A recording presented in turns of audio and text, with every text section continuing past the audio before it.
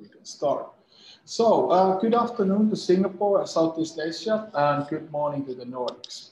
My name is Sami Askelainen from Nordic Innovation House, and I'll be your host today. So it is my great pleasure to warmly welcome you all to our Water, Waste and Food, WWF, virtual market entry program hardware introduction webinar with the UNDP and ADB Ventures. Please note that all the participants are automatically muted. We will have a Q&A session at the end, but whenever you have questions, please feel free to post those questions in the chat or the Q&A. And please also remember to indicate which speaker your question is for. Please also know that the session will be recorded, and then the presentations, what you will see today, and the recording will be shared with all the participants in 24 hours. But let's then have a look at our agenda today, which is pretty straightforward. So we will hear first from about the WWF program, introductions from Christer Lund, who is a Science and Technology Counsellor at Innovation Norway here in Singapore. And after that, we will jump right to it. So start with the UNDP, and we're very, very delighted to have Calum Handforth, who is a Digitalisation and Smart Cities Advisor at the UNDP Global Centre for Technology, Innovation and Sustainable Development here in Singapore. After this, we will hand over the stage to the ADB Ventures and hear more about their activities and investment framework in WWF space here in Southeast Asia. On the stage, we will have today Yichu Chang from Clean Tech and Circular Economy Programs, and Jason Lusk, who is a Partnerships and Communication Manager at ADB Ventures. And like I mentioned, at the end, we will have the Q&A, but whenever you have questions during the presentations, feel free to post those to the chat or Q&A. And before I hand over to Christer, just a quick reminder that our next partner info webinar within this program will be on Monday, 8th of March. And that session we are doing with the Handforth Industries. And then the registration link for that can be found on the chat. And now, without any further ado, I'll hand over the stage to Christer. Thank you very much, Sami. Welcome to our listeners, participants in the Nordics. Good morning to you and good afternoon here in Singapore. Sami, can you give me the next slide, please?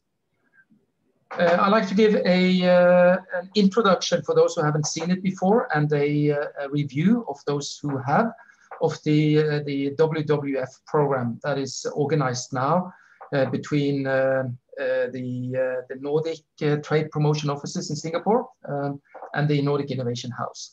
These programs we do every year, and they are mainly to connect problem statements and business opportunities to Nordic companies and the Nordic solutions. This specific program is within the water, waste, and food nexus. Food nexus here, or the food challenge here, is related to handling of food waste. So basically what we're zooming in on are the challenges we see in Singapore and Southeast Asia within the areas of waste management, which covers solid waste, liquid waste, recycling, circular economy, and reuse of waste. We also look at the water challenge, basically water treatment, all kind of water treatments, drinking water, grey water, black water, and specifically looking into how to convert or handle food waste, food to value, waste to value, basically. The program is a bit Singapore-centric, but we are looking at Singapore specifically as the gateway to address the larger challenges and the larger opportunities in Southeast Asia. That's where the real challenges in waste management lies. And Calum and Jason will address that larger picture a bit more. Let me continue with the more specifics of this program. Sami, one more, next slide, please. The program that we are putting up here is to introduce problem statements from what we call the program partners. which are the Singaporean and the Southeast Asian entities or stakeholders that have or can identify the real challenges, the opportunity for us. We will showcase opportunities, and we will set up a set of matchmaking events that connects the Nordic solutions to these challenges. And it will be quite customized for these companies, the Nordic companies that are taking part or being member of this program. It also comes, the program comes with a membership with the Nordic Innovation House, and the trade promotion officers will follow up with individual activities for the companies that see there are opportunities or leads or opportunities from this program. Next one, please, Sami. So basically what we're doing, we're working on two arenas. We are identifying the companies in the Nordics which we believe have technologies or solutions that applies to this region. That is the program delegation selection. We work with business clusters, we work with individual companies, we have direct contact with the companies that we believe have these solutions. And then we map these solutions to the problem statements where we are working with, in this case, the Singaporean stakeholders, government entities, companies, partners to identify the problems, and we make the matching during this program. Next one. So in the timeline, we are about halfway or 1/3 into the program. We have collected we're collecting the problem statements. We're working with the companies. We have signed up a good collection, about a dozen of companies now that are indicated interest. And then after this, we are going into the preparation webinars, which is one of these we have today. And then in April, the latter part of April, will be the real hard work week, 2 weeks, where we are setting up these matchmaking programs. We are a bit short of time, so I won't go in too much to the details. So next slide, Sami. So we are in the phasing now, the first and the second phase now of preparation for the company side and the partner side. And then the third part will be when the company have signed up for the program, and we go into the more detailed matchmaking for opportunities and solutions. Next one. This will be the hard work week in April. I'm not spending too much time on this one. We will have the first week will be more on direct matchmaking between companies from the Nordics and then the partners in Singapore. And the second is also on the wider knowledge sharing. We'll come back to more details on that as we play this out. Next one. So looking at other programs we had last year, we had 2 programs in 2020, all also virtual. For example, in the health tech segment, we connected about 160 Singapore stakeholders with we had 18 Nordic companies in that cohort. When the smart city that we run almost in parallel a little bit later, it was similar, about 200 stakeholders in Singapore matching up with 17 selected Nordic companies. And we're looking at about the same order of magnitude for this program as well, between a dozen and 20 companies from the Nordics, and then this number of professionals from the Singapore side. Thank you. Next. These are the stakeholders that we have collected and confirmed so far. Upper part are the government and business development agencies that are very, in Singapore, they're very clear on identifying specific problem statements so we can build up a portfolio of needs. And then, of course, we have also collecting up the commercial stakeholders that we hope will be the off-taker and partners to the technologies that the Nordic companies are providing. Next one. The sign-up program is here. We will distribute this one, so don't write this down. It will be distributed. So these are the deadline is on the 15th of March, a week and a half from now. Next, please. Yeah, I think I'll stop there, Sami. I'm just over my time. These are the contacts, and we will distribute this slide deck for you.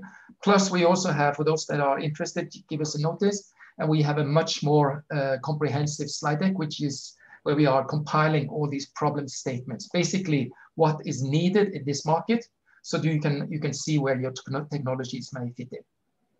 I think I'll stop there, Sami, and I'll give the word over back to you or to either Jason or Calum. All right, great. Thank you, Christer. And also the links to these information decks and how to apply are right now on the chat, so you can click the links directly from there. Yeah. But next, so thank you so much, Christer. Next, we're going to have a Calum Handforth from UNDP. And without any further ado, then Calum, I hand over to you. So please, you can start by sharing the screen. Thank you, Sami. Can you see my slides? Yeah, all good. I don't want to be one of those people that does a presentation and then ends up on Straits Times for not sharing their slides. Hi everyone, so I lead our programs at the UNDP Global Centre for Tech, Innovation and Sustainable Development. We're based in Singapore, but all of our work is in across Sub-Saharan Africa, South and Southeast Asia, and also increasingly Latin America as well. When I say all of our programs, we focus on 3.5 areas. The first is smart cities and digitalization. The second is sustainable and digital agriculture. And then the third is sustainable finance. And the half one is a kind of cross-cutting focus on COVID-19 response and recovery, particularly in the context of digitalization. At the Global Centre, we work in the past year or so, at least, we've worked in more than 25 countries. And we tend to work through three main mechanisms. The first is exactly what we're doing here today. So identifying solutions. It shouldn't say digital, it should be more broadly than that. Identifying solutions and partnerships that we can connect with our network of country offices. So UNDP is active and has a country office anyway in more than 170 countries around the world. And in this part of the world, the programs, particularly in the context of the WWF topic here, are hugely varied. For example, in Cambodia, we're doing a lot of work around waste to energy, whereas in places like Tehran, in Iran, we're doing a lot of stuff around air quality management, waste management, circular economy, and so on. So huge diversity of opportunity, and all of our country offices and their partners in local government and national government are very keen to learn more about what's happening in the global innovation ecosystem. The second thing that we tend to do a lot of is around providing our kind of technical advice from the centre to our network of country offices and their local partners. So this is everything from training on things like human-centered design or problem definition, through to prototyping, piloting, building monitoring and evaluation frameworks, and then iterating and scaling solutions as well, particularly in those areas of smart cities, digital, finance, and agriculture.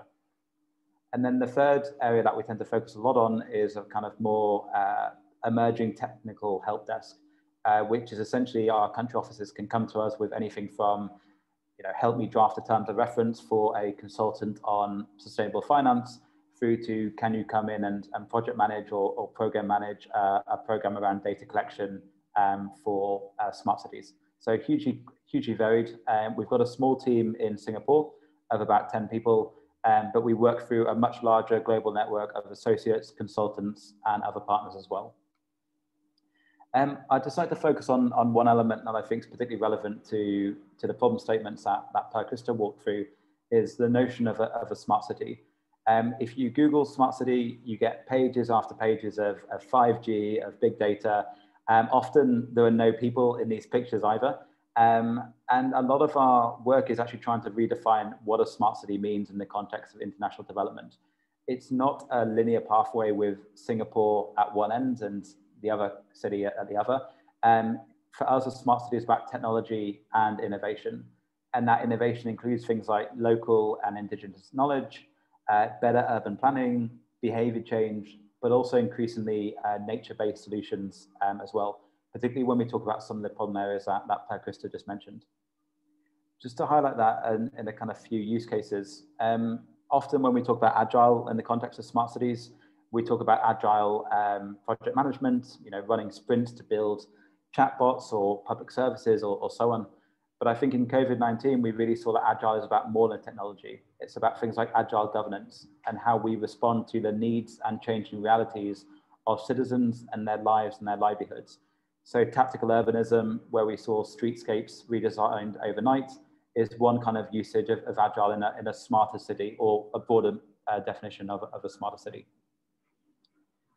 The second is when we look at tackling climate change, often we look at things like 5G and big data and Internet of Things to monitor flood levels. And that's definitely one notion and definition of a smart city. But also in many cities around the world, we're seeing the rise of things like nature-based solutions or carbon sinks or similar to try and trap water or to trap carbon, to try and tackle some of the kind of fundamental causes or challenges around climate change. This is one photo from a sponge city in China, but we're seeing this happening more and more around the world. So again, broadening that definition of what a smart city looks like. And then in another city that we're working in Dakar, in Senegal, we see how smart cities are very much about understanding the kind of needs and realities of people. So again, staying with the kind of water and climate theme, in this suburb in Dakar, flooding is very, very common. But the local community rerouted the flooding water to serve as a kind of irrigation channel for a pasture, to essentially let them kind of grow vegetables that they could then use as a source of income in the informal economy. So again, recognizing that smart cities fundamentally are not about technology, but about innovation, and also fundamentally as well about people. With that in mind, I just want to leave with one quote. We are based in Singapore. We're a collaboration with the government of Singapore, but most of our work is actually outside the country. But what we did see that was quite interesting last year, in the early days of COVID, is Singapore came out with one of the first contact tracing applications, and it's all open source as well. It's on our website. But what was really interesting is a very, very high-tech city, a very high-tech government was very quick to highlight when they released this tool that Trace Together and contact tracing itself is not about replacing human efforts with technology. In this context, technology is an augmenter, it's a complement, or it's an amplifier. It's not a panacea. And I think that's very much in keeping with what we're trying to do in the context of smart cities as well. It's about understanding how technology can play a role, but it's not just about technology. It's about many of the broader innovations that all of you are working on and that we're very keen to learn more about and connect with our country officers as well. So thank you all for your time. Great, thank you so much, Calum. And I guess it's obvious, but of course ADB Ventures and UNDP are both of our program partners, and they are joining the session also during the actual program week. But thanks again, Calum, for sharing these. Now we're gonna give the stage then to Yichu and Jason from ADB Ventures, so you can start by sharing the screen. Over to you. Okay, thanks, Sami.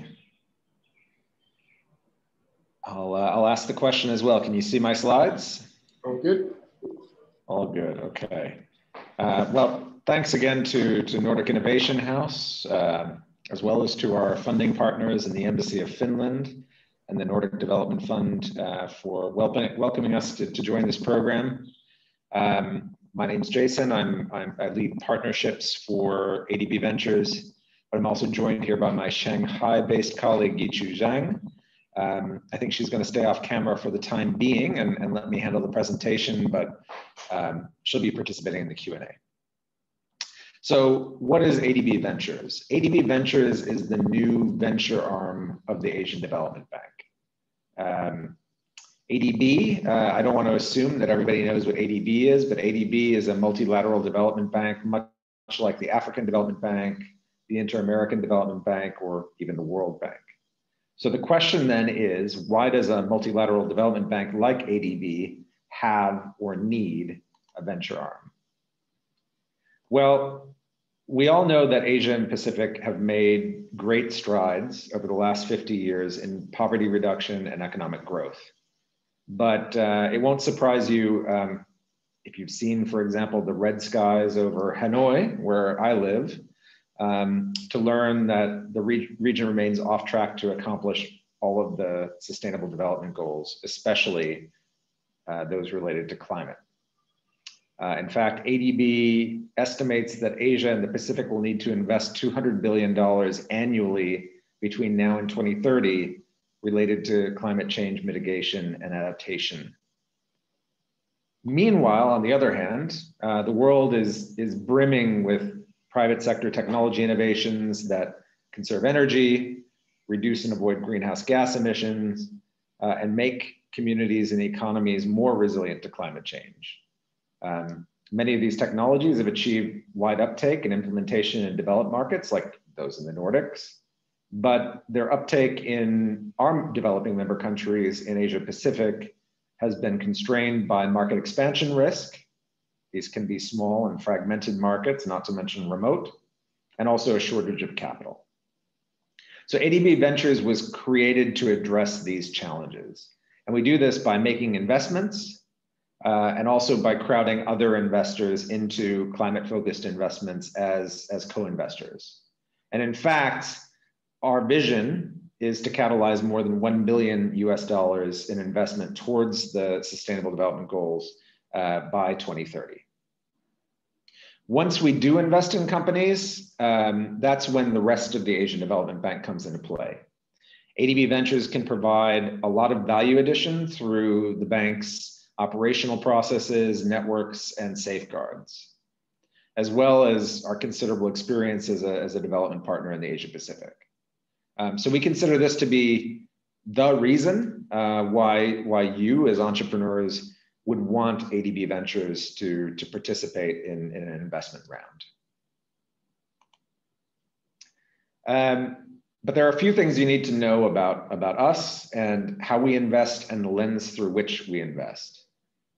Critically, and this can be a little bit counterintuitive for anybody who hears Asian Development Bank and venture arm, is that we're investing on commercial terms. We have the same expectations of our investments that any commercial VC would have, namely that we're going to make a portfolio return. So we invest in innovative companies and business models with great teams behind them. This is really important, obviously, to our vision of catalyzing private investment, because if we signpost a deal for other investors and it's a money-losing investment, then we have a reputational stake in that. So in fact, we actually prefer to co-invest with commercial investors. We prefer not to lead rounds so that we have the additional assurance that they've done their commercial due diligence on the investment in addition to ours. We're definitely not investing in social enterprises. Rather, we're investing in scalable technology companies that we expect can grow up to $100 million top line within the time frame of our investment. And these technology companies tend to be within 4 broad verticals. There's clean tech and clean energy. There's sustainable agriculture and food. There's inclusive fintech and inclusive healthcare. But we're also investing for impact that's a little bit narrower than just those 4 verticals and a little bit narrower than just climate impact. First, we invest with a gender lens across our portfolio, which is looking at whether you have female co-founders, female management, gender inclusive workplace policies, etc. Not to mention whether you're having impact on women's livelihoods and women's resilience. We're also investing for impact in certain geographies. And this is critically important because this is where we are complementary to, but we do not overlap with our friends in the Nordic Innovation House. So our initial geographic focus is on South and Southeast Asia. Within that region, we're investing for impact on climate or greenhouse gas mitigation with a focus on larger markets, including India. But we're also investing on making communities, economies, and industries more climate adaptive and resilient, primarily in the smaller, lower income and lower middle income markets of South and Southeast Asia.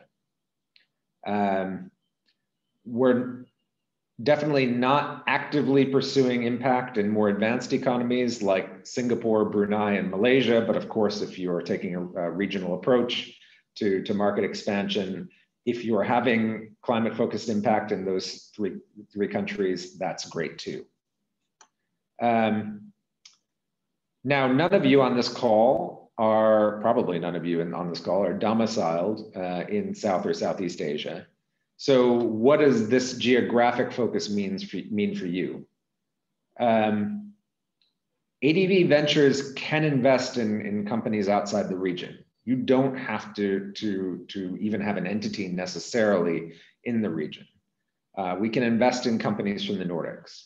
The important thing is that the impact that you're planning to scale through our investment is within these countries.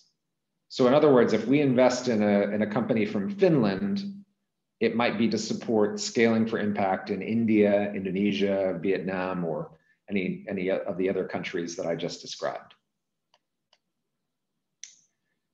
Our tools for investment are varied, and they really span the life stages of a early stage company.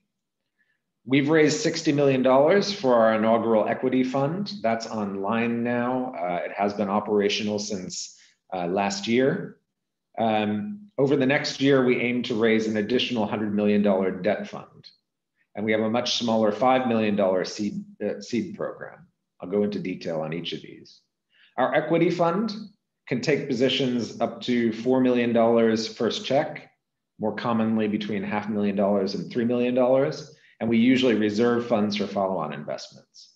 With that equity fund, we look to invest indicatively at the pre-Series A to Series A round, and we invest in companies that have an established product market fit in the Asia Pacific region. So in other words, you're here, you have operations or customers here, your business model and financials look sound here, and with our injection of capital, we can reasonably hope for you to scale up rapidly here. Our seed program is a companion to that equity fund. It provides grants up to $200,000 for companies that aren't quite ready for equity fund investment, but with a little extra runway, should be able to reach that stage in 12 to 18 months. So in other words, you haven't quite nailed down product market fit in Indonesia or wherever you're targeting, but you're on that road. That seed funding carries the condition that ADB Ventures be invited to participate in the recipient's next fundraising round. So it is kind of like a convertible. And as I mentioned, we've just begun fundraising for a $100 million debt fund that we expect to be operational sometime next year. This fund is going to be able to invest a little bit later stage, perhaps providing additional financing to existing equity fund investments in our portfolio, but also to other companies such as hardware, where we think they would benefit more from debt financing than from equity. All of these modalities have features in common, including that critical focus on technology-enabled businesses as well as climate impact.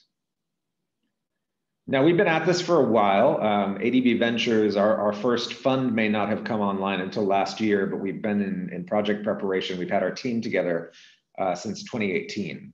And we've gotten to know these kinds of companies that we're investing in very well. We've done detailed reviews on more than 800 potential investments. In fact, it's getting closer to 1,000 now.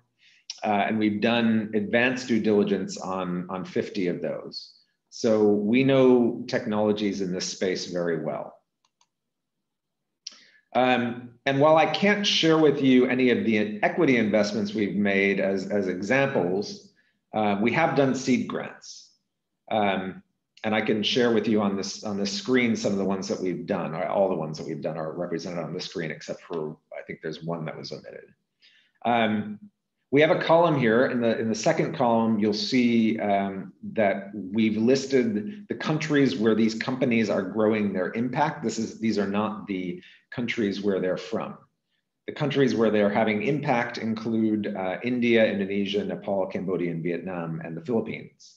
But what's not noted here is that a few of these companies are most certainly domiciled outside of the Asia Pacific region. For example, Ananas Anam is a sustainable fashion company that makes a luxury leather alternative called Piñatex out of agricultural waste from pineapple production. Really cool company. They're selling that into luxury brands and doing so very successfully. They're domiciled in the UK. InnoCSR makes a brick that doesn't need to be coal-fired. Coal-fired emissions from brickmaking are a big problem, particularly across South Asia. But InnoCSR is a Korean company leveraging Korean biotechnology. Q Global is American-led and provides a credit scoring alternative for underbanked small business owners. Otago is Spanish-led and makes a biocharcoal out of coconut husks in order to reduce Cambodia's need for harmful and often illegal deforestation. So these examples should give you an idea of the kinds of tech that interests us. Not always deep tech, by the way, oftentimes very practical technology. These examples should also reassure you that we're potentially very, very interested in technologies from the Nordics, as long as your solution has viable commercial applications here in emerging Asia. So we want to get to know you. Even if you're just arriving in Asia, or even if you're just beginning to build your business plan for Asia, even if your next relevant funding round is still 2 years away, we'll be around. That's why we have another arrow in our quiver, another program which Yichu and I manage called ADB Ventures Labs. Labs is actually a big bucket of partnerships that ADB Ventures has across the region. Primarily partnerships with landing pads and accelerators, landing pads like Nordic Innovation House and this water waste and food program. So congratulations to you simply by being here today, simply by getting involved in this program. You've already taken the first step. All the companies that end up in this program will be on our radar, in our database, and in the process of building that relationship with ADB Ventures that could translate into investment and other forms of support later on. But we have another mechanism to accelerate Asia-Pacific plans for companies like yours. And that mechanism is really, just to be transparent about it, a comprehensive partnership with Plug and Play. You may know Plug and Play as one of the world's most active early stage investors. They're also one of the leaders in the corporate innovation acceleration space, especially in the Asia Pacific out of their Singapore office. Plug and Play has a network of regional partners, regional corporate partners. And through that network and working with us, they're able to identify pockets of demand for these climate technology solutions. So we support Plug and Play to find startups and early stage technology companies that can meet that demand with the outcome of being potential matches for pilots and POCs in the Asia Pacific region, which is a great way for companies that from outside of the region who want to enter the region to get their first customers and first commercial agreements. Finally, under our labs platform, we also have multiple opportunities every year to showcase interesting startups to our colleagues in ADB and elsewhere in the development sector through events and forums. These showcase opportunities, we've learned, almost always result in concrete business development opportunities for the companies that we've invited to showcase. So it's really a big benefit. So again, if you're on our radar through programs like this water waste and food program, we'll always be looking for opportunities to include you in these showcases and to give you those relationships and networks that can enable you to scale in the region. I want to conclude with a couple of slides that delve a little bit of delve a little bit deeper into the detail of the technologies that interest us, particularly related to water waste and food. And I'm sharing these with you because they might give you a better idea of what kind of businesses fit with our investment thesis and how to pitch your business to ADB Ventures. Now, mixed into this slide, you'll notice that we have an emphasis on energy. I'll start there, even though it's not necessarily strongly related to water waste and food, but I think it reveals some of our thinking. So our interest in energy really has three components. There's clean energy that mitigates less climate-friendly forms of energy, like coal. There's energy efficiency that allows greenhouse gas emissions to be avoided. And there's resilient energy solutions that allow for energy to be distributed and accessed more inclusively, particularly to climate vulnerable populations. And you'll see those themes mirrored in our interest in water. So on water, we're also looking for efficiency solutions, so solutions that reduce water usage, both on the supply side and the demand side. But we're also looking for solutions that allow for more inclusive access to water, particularly for climate impacted communities, industry, and agriculture.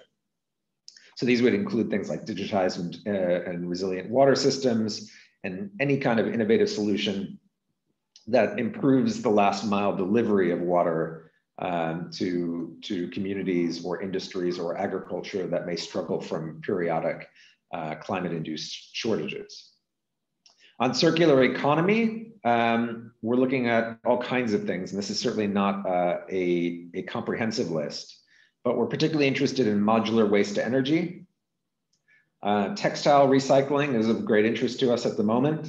Circular product design, agri-waste recycling, as well as AI or data-driven solutions that power the circular economy by coordinating circular value chains and making those more efficient.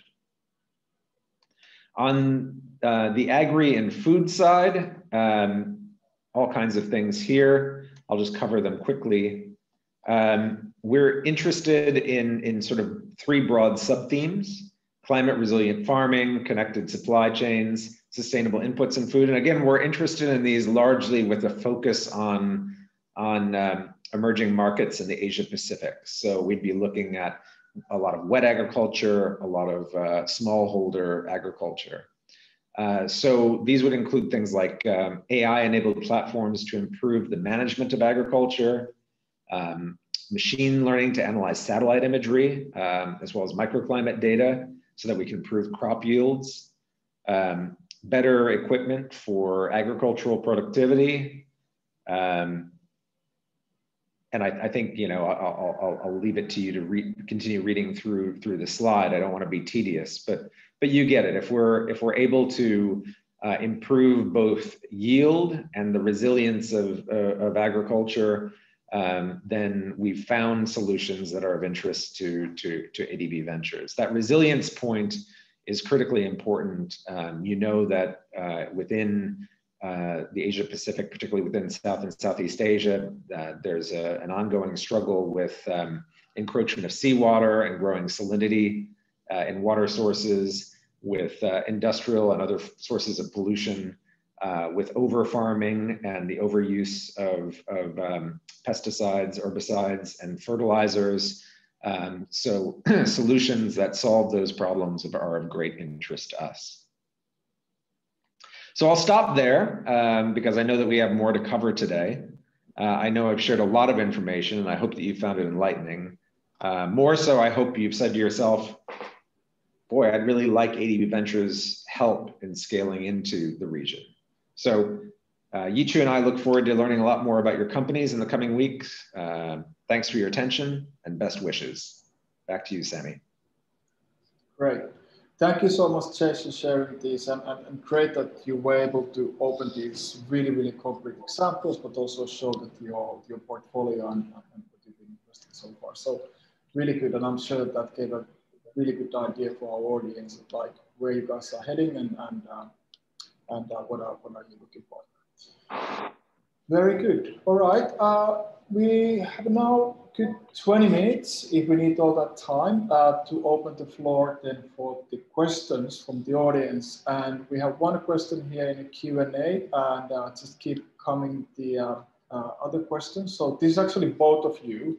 I think that you, at least Jason, you kind of partially replied, but maybe if you wanna have a look at that and clarify that a little bit more.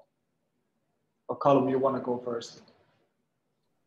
Yeah, I can jump in on that one first. Yeah. So actually, it is quite likely we can find ways to collaborate. We're always keen to see what other companies or innovators are working in the region, and our country offices come to us daily with problem statements or areas that they're looking to work on. So yeah, we're very keen to try and build on our side more of a kind of informal database of technology providers and solution providers, and looking to also kind of broker partnerships where possible. Thanks, Calum. Yeah. I can jump in from ADB Ventures perspective. There's really two answers to this question. The first one is everybody will get it, but it's somehow hard to say out loud. Look, ADB Ventures is funded by donors from outside of ADB. Those include the Finnish Ministry for Foreign Affairs, as well as the Nordic Development Fund. And that gives us every incentive in the world to look at Nordic companies. But the second reason is, there's a lot of leadership in circular economy innovation within the Nordic region. Part of our thesis as ADB Ventures is around north-south transfer. So we believe that many of the technologies needed to solve problems in emerging markets are already in common use or in the process of scaling to common use in more developed economies. And we just need to find a way to translate those technologies and business models into a new context. So we're excited really to look at what's out there in the Nordics and find ways to bring that into the region. Great. Thank you both, Jason and Calum. So as you heard, Nordic companies, the doors are open. There are a lot of opportunities and support available. So now it's just you to apply, and we will help you to get ball rolling here in Southeast Asia. Okay, let's see if we have any other questions coming then from the audience.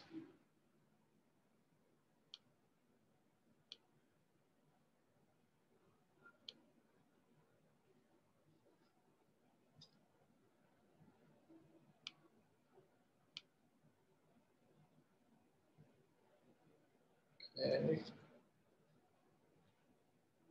All right.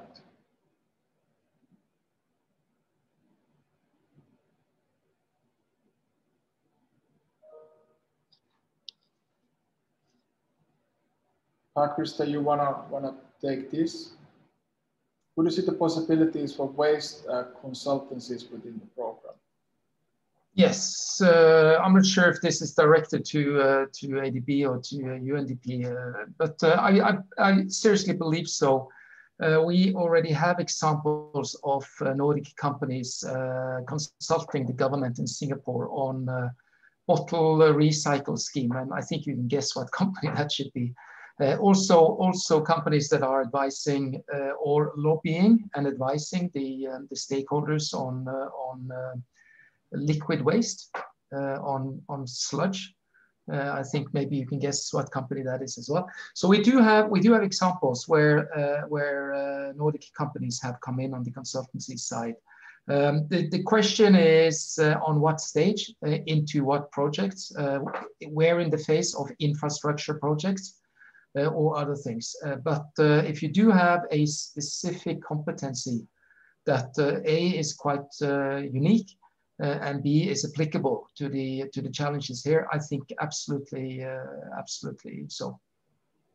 Yeah, and maybe I don't that. So last year in our Smart City and actually Health program, we also had a few companies or more on the consultancy side, although they do have a delivery capability. It's also for some solutions, but it is so the targets there would be to some extent to the premise setters, such as the agencies, the government agencies, and of course that process to come in and to be a major consultant to a ministry in Singapore, it's not overnight, but at least if you do have a good solid competency and a good track record, I think Singapore is very open for capacity building and knowledge transfer. Just to add to that from the UNDP side, we wouldn't take consultants through this program, but it's good to know that you have this expertise, because when we look at recruiting for a particular project or program, to know that you're out there, we can then look at a separate kind of contracting process. But yeah, it's always great to hear those kind of skills, because we do need them for many of our projects. I can give a very, very similar answer, which is, look, ADB Ventures wouldn't invest, and I don't think that you would be seeking investment from ADB Ventures. But look, by by being on our radar, we are connected to other operations and departments within the bank that are constantly looking for consultancies like this, and we can help, connect you or connect them to you, knowing that you're out there. So. Okay. Let's have a one-to-one chat on that, Henrik. Good. Thanks, Jason, Calum, and Christer for those answers. Do we have any other questions from the audience? This is a really good opportunity now to ask if you have any burning questions regarding the program, or then about the ADB, how do they operate, and also how UNDP, how do they operate here in Southeast Asia.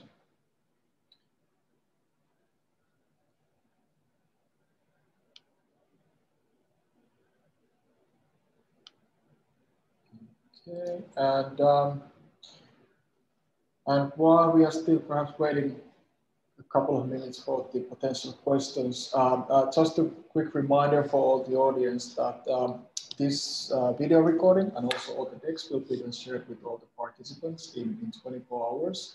And also a quick reminder about our next WWF program session, which will take place on next Monday, 8th of March, 4 p.m. Singapore time.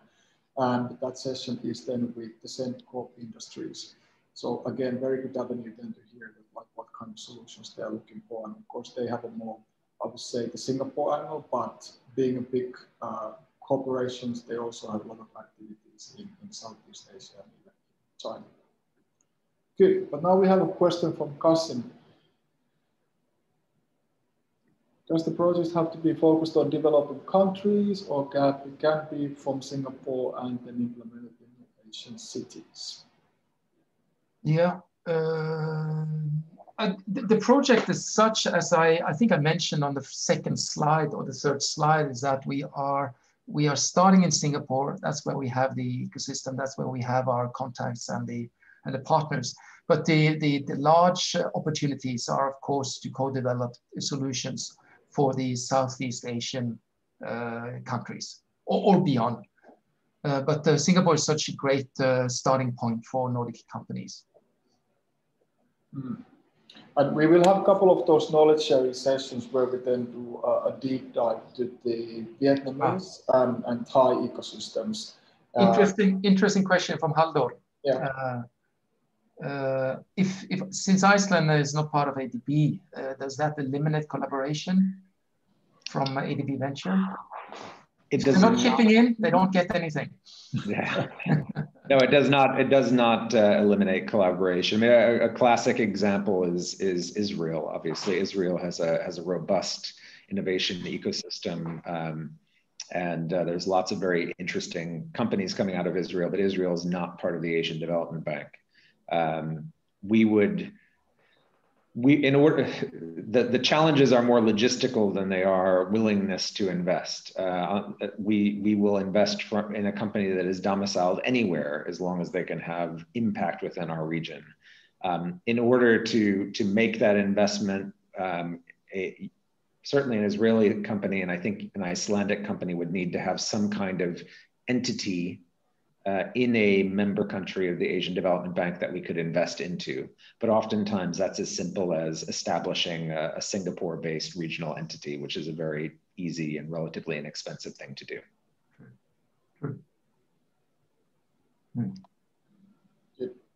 And in this case, for the Icelandic companies and for the other Nordic companies as well, of course, these are the areas where the Nordic Innovation House will support you in many ways. So that's the work that we do on a daily basis outside of the programs.